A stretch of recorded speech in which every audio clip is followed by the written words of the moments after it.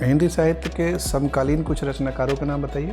कहा जाता है कि साहित्य अपने समय से आगे होता है, तो क्या आप हिंदी साहित्य में ऐसे कोई उदाहरण मुझे दे सकते हैं जिसमें लैंगिक समानता के बारे में कुछ बहुत ही प्रगतिशील बात बताई गई है? क्या हम मॉडर्न हिस्ट्री को सच में मॉडर्न कह सकते हैं? आजकल बहुत सारे मंत्री भी एक दूसरे अपनी बच्चों की शादी में दहेज का लेन देन कर रहे हैं। कानून मौन है।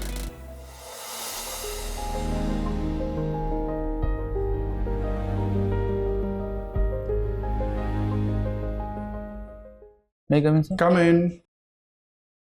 प्रणाम सर। प्रणाम, बैठिए बैठिए। Thank you sir.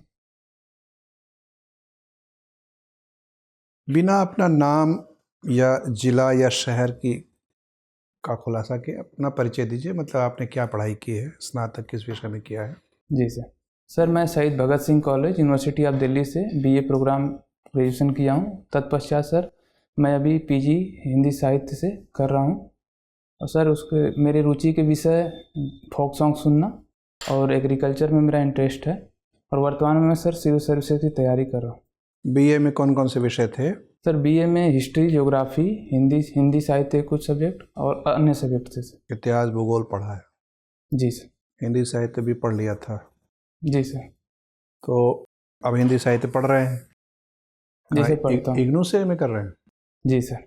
अच्छा, तो हिंदी साहित्य के समकालीन कुछ रचनाकारों का नाम बताइए।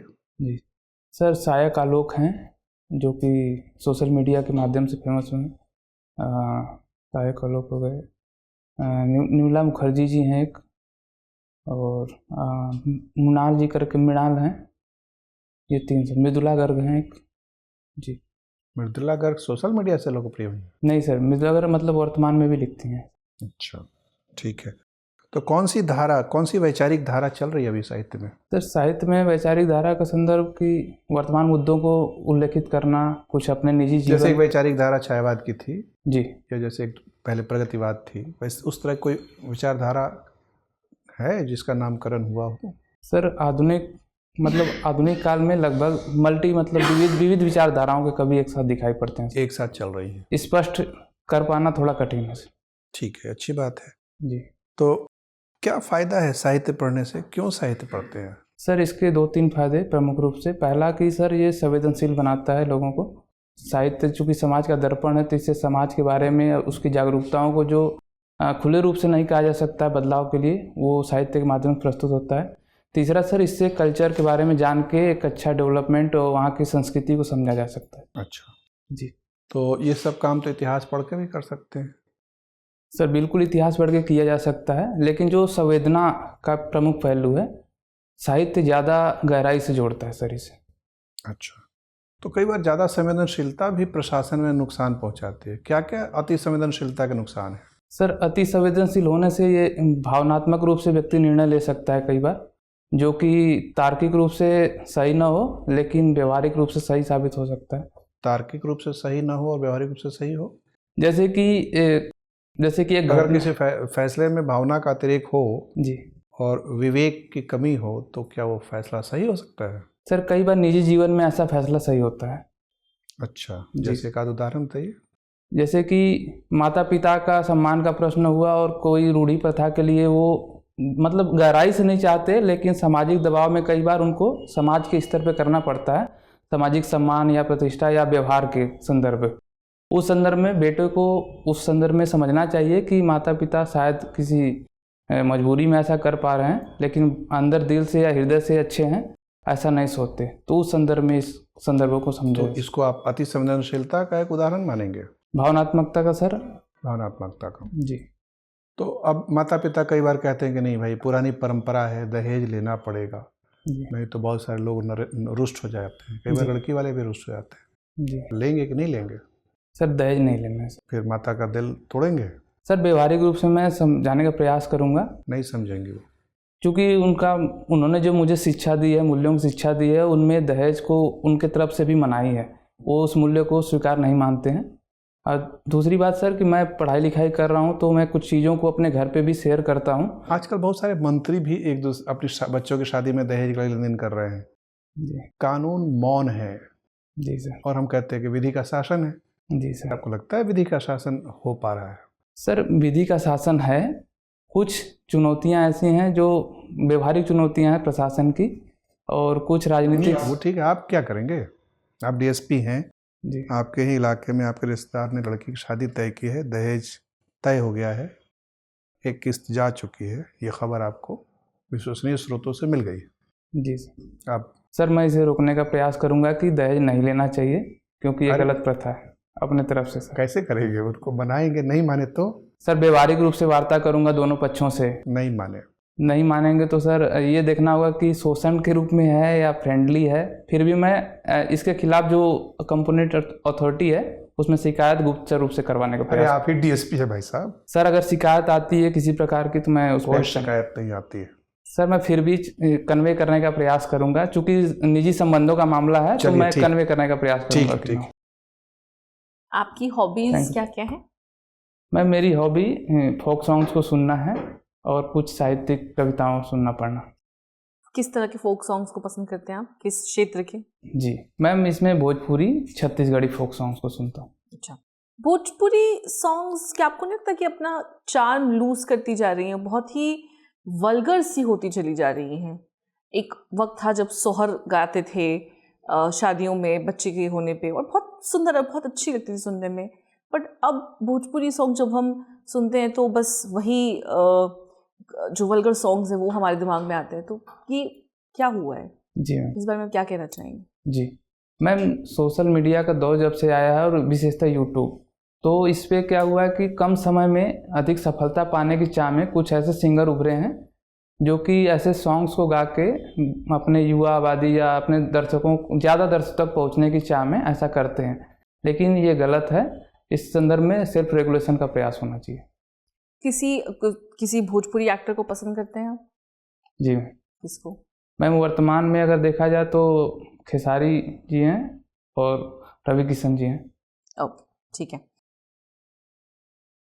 आपकी जो सब्जेक्ट थी ग्रेजुएशन में वो क्या थी? आप एक बार फिर से मुझे रिमाइंड करेंगे? मैम ज्योग्राफी था और हिस्ट्री और हिंदी और अन्य सब्जेक्ट्स भी थे। अच्छा, हिस्ट्री में आपको कौन सा पार्ट बहुत अच्छा लगता है पढ़ने में? Ancient, medieval, modern? Ma'am modern history पढ़ना ज़्यादा अच्छा लगता है क्योंकि इससे कनेक्ट करके मैं चीज़ों को समझने का प्रयास। क्या हम मॉडर्न हिस्ट्री को सच में मॉडर्न कह सकते हैं? क्योंकि हमारे लिए तो कुछ भी मॉडर्नाइजेशन हुआ नहीं मैम हुआ वो पीछे हट गया।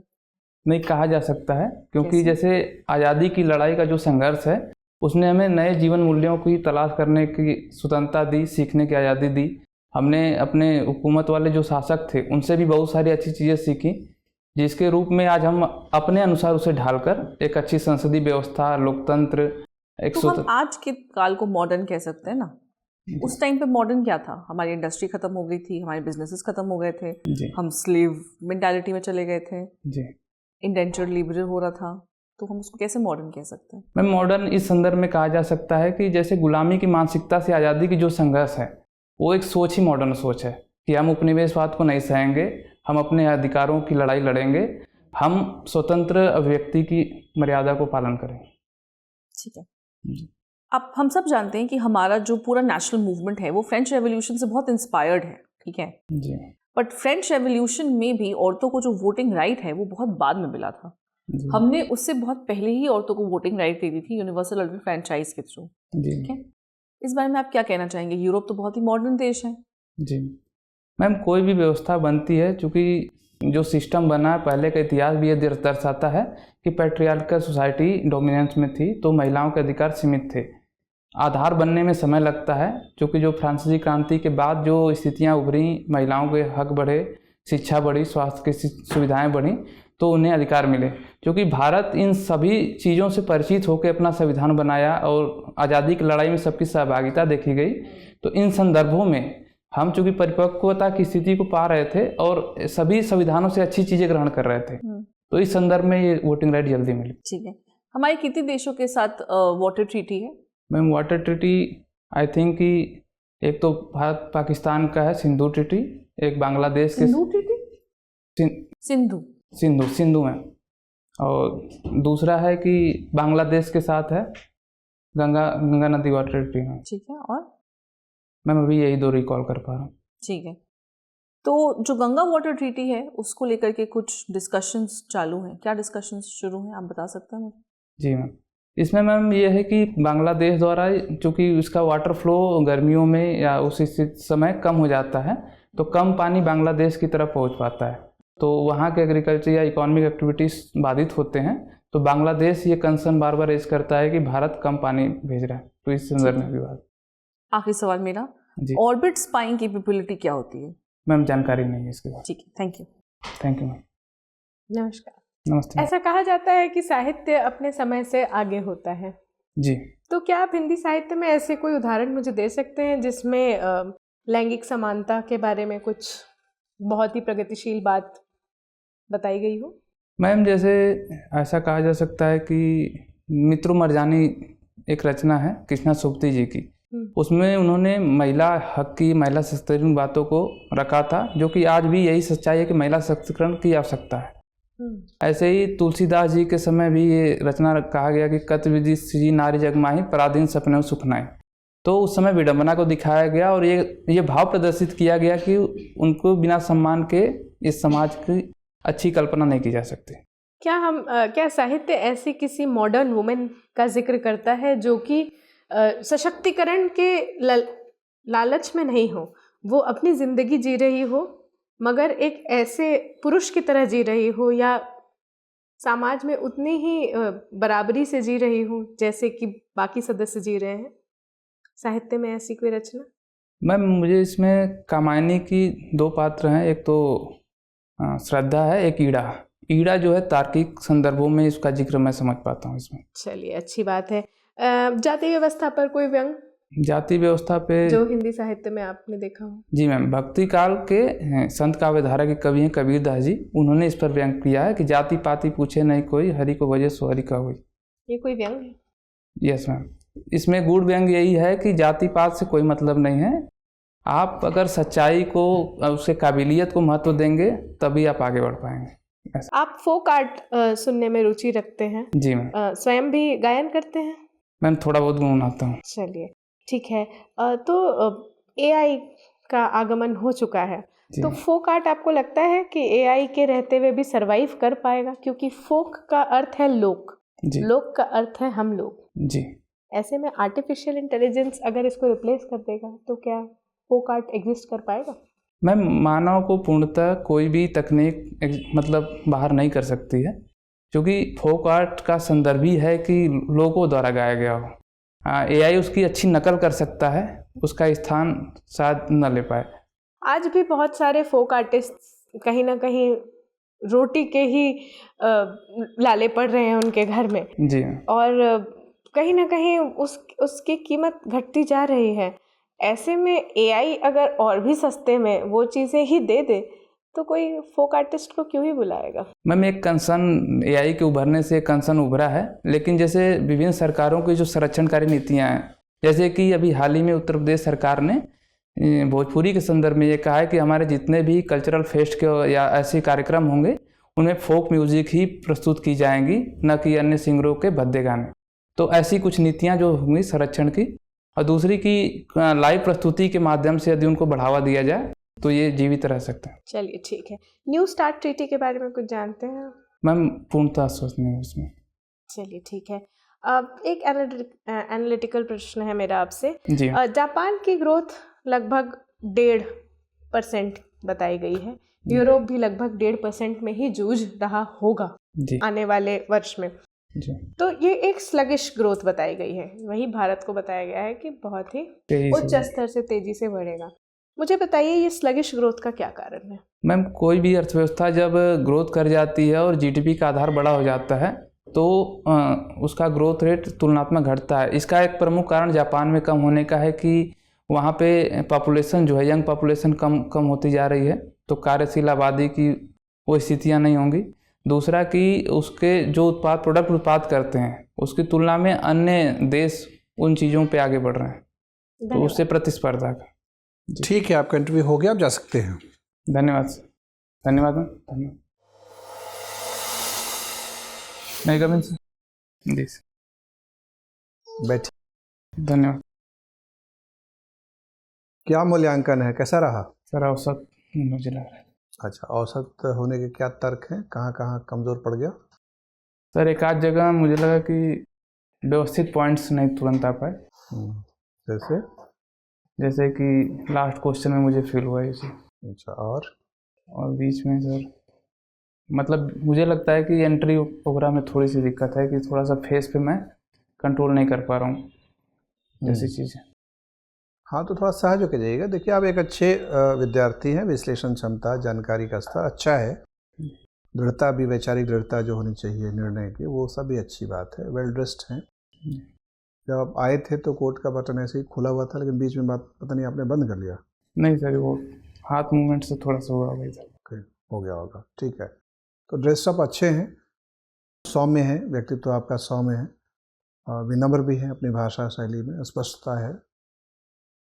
कहीं कहीं ऐसा लगा कि अनभिज्ञता की वजह से आप थोड़े से उलझ गए, जैसे कि दहेज वाले मामले में जी थोड़ा और स्पष्ट ध्वनि में, क्योंकि बातें सब सैद्धांतिक होती है, सुनने वाले को ही पता और पूछने वाले को ही पता है। जी। और आप जो व्यवहारिक सत्य की बात कर रहे हैं, यथार्थ की बात, वो कानून की अनभिज्ञता की वजह से। कुछ कानून ऐसे हैं जो एक्शन में तभी आते हैं जब कोई ना कोई शिकायतकर्ता मिले। जी ठीक है, जैसे मान लीजिए घरेलू हिंसा निषेध अधिनियम है। जी। अब घरेलू हिंसा हुई है कि नहीं हुई है, ये बात पुलिस अधिकारी को कैसे पता लगेगी? जी, शिकायत या तो बहुत तेज मारपीट हो रही हो, चीख चिल्लम बाहर की आवाज़ आ रही हो, पुलिस अधिकारी बगल से जा रहा हो तो उसको पता लग गया, या कांस्टेबल जा रहा है, या कोई परिवार का सदस्य आके औपचारिक शिकायत करे। जी। तो उसमें बहुत सरल बात थी, आपको वहीं पर रुक जाना चाहिए था कि जैसे ही शिकायत मुझे मिलेगी मैं फौरी तौर पर कानूनी कार्रवाई का आदेश जारी कर दूंगा। आपको शपथ जब लेना होता है अधिकारी के रूप में, तो शपथ पत्र देखिएगा कि मैं किसी भय या किसी लालच के आवेश में कोई फैसला नहीं करूंगा। रिश्ते का लालच हो या नेताजी का, बॉस का भय हो, वो आपको कसम खानी पड़ती है। तो जो शपथ आपको खाना है वो इंटरव्यू में बता दीजिए कि हाँ जी, ये तो शपथ ही मैं खाने जा रहा हूँ, ये मेरा आज संकल्प है, कल शपथ बन जाएगा। उसको लंबा नहीं खींचना है। तो वही मतलब ये बोल सकते हैं, व्यवहारिक वगैरह नहीं बात करनी है। ओके, कानून अपना कार्य करेगा। जी सर, बस ठीक। लॉ और टेक इट्स ओन कोर्स। शिकायत मिलने पे कार्यवाही की जाए। ठीक है। जी। हिंदी रचनाकारों के बारे में आमतौर पर सोशल मीडिया में जो रचनाएं आ रही हैं उसको अभी औपचारिक मान्यता नहीं मिली है। जी। ठीक है। वैसे भी जैसे मान लीजिए छायावादक काल में लेखक तो बहुत सारे थे, कवि बहुत सारे थे, हम पंत जी को ही क्यों याद रखते हैं, हम निराला जी को क्यों याद रखते हैं? तो एक सुधी समाज, इसको कहते हैं सुधी समाज, डिसर्निंग सेक्शन ऑफ सोसाइटी होता है जो साहित्य का रसास्वादन करता है, साहित्य की जिसको सूझ होती है। जैसे पॉलिटिकल सिस्टम में एक सिविल सोसाइटी माना जाता है ना, सबको सिविल सोसाइटी के सदस्य नहीं मानते, वैसे ही लिटरेरी सोसाइटी एक होता है। लिटरेरी सोसाइटी में जब तक मान्यता न मिले तब तक उसको औपचारिक रूप से साहित्यकार नहीं बोला जाता। जी। हर रचनाकार को साहित्यकार नहीं बोलते। जी। ठीक है, उसको फोक आर्टिस्ट कह लेंगे हम, जैसे होता है लोक जैसे फोक आर्टिस्ट गीत लिखते हैं, जी, वैसे ही फोक आर्टिस्ट सोशल मीडिया पे कविता लिख रहे हैं, लोक रचनाकारों में वो हो गए। जी। ठीक है, तो उदाहरण मांगा जाए तो थोड़ा सा और गंभीर जो लेखन करने वाले लोग हैं उनके 2-4 नाम देख लीजिएगा। जी। बाकी सब चीज़ें बहुत अच्छी चल रही हैं आपकी, टेम्परामेंट अच्छा है। चूँकि आपके पास 3-4 दिन का वक्त है तो यूपी का बजट पढ़ लीजिएगा, जी सर। उसमें सरकार की जो मुख्य उपलब्धियों का विवरण है वो याद रखिएगा। जी सर। और प्रशासन में जाना है तो प्रशासनिक जो सोपान क्रम है उससे अवगत रहना चाहिए, हायरार्की। जी सर। हायरार्की से। और जो टेरिटोरियल डिवीजन्स एडमिनिस्ट्रेशन की सुविधा के लिए है कि संभाग होता है, फिर जिला होता है, फिर तहसील होता है, उसी तरीके से पुलिस प्रशासन के लिए पूरा राज्य है, उसके अंदर रेंज होता है, फिर कमिश्नरीज होती है, जहाँ जहाँ कमिश्नरी सिस्टम, पुलिस हायरार्की, सर्किल होता है, फिर जिला है, सर्किल है, ये सब सामान्य जानकारी। तो वेबसाइट पे जाइएगा यूपी सरकार के, तो सब जानकारी मिल जाएगी। जी सर। उसी में कुछ कार्यक्रमों का भी हवाला होगा, जी ये सब पढ़ते रहिए। अखबार नियमित रूप से ज़रूर पढ़ते रहिएगा, 1 डेढ़ घंटा रोज़ अखबार में दीजिए। कृषि आपकी हॉबी है इंटरेस्ट जी सर। तो या इंटरेस्ट है, तो अगर आप ये बताएंगे तो कृषि से संबंधित बहुत सारे प्रश्न पूछ सकते हैं वो। जी सर। तो बजट में कृषि की उपलब्धियों का भी विवरण है, उस पर विशेष ध्यान रखिएगा। जी सर। ठीक है। ये भी पूछ सकते हैं कि यूपी के जीएसडीपी में कृषि की हिस्सेदारी कितनी है, 28-29 जी सर। जो भी हो। इकोनॉमिक सर्वे छपा है यूपी का, जी सर। उसमें पहले ही अध्याय में सब दिया हुआ है। जी सर। ठीक है, बाकी सब सही है। कोई संशय हो या कोई प्रश्न हो तो पूछिए। बस सर यही कि एक आध जगह मैं मॉक प्रैक्टिस किया था तो बोले कि आप जब आते हैं तो घबराए से हाँ, लगते वो हैं। तो मैंने आपको कहा है कि शुरू में तो- आते समय आपका कोट का बटन ठीक था, बाद में पता नहीं क्या हुआ। अच्छा, तो उसका क्या निदान किया जाए अभी? उसका निदान ये किया जाए कि फल की इच्छा ना करें।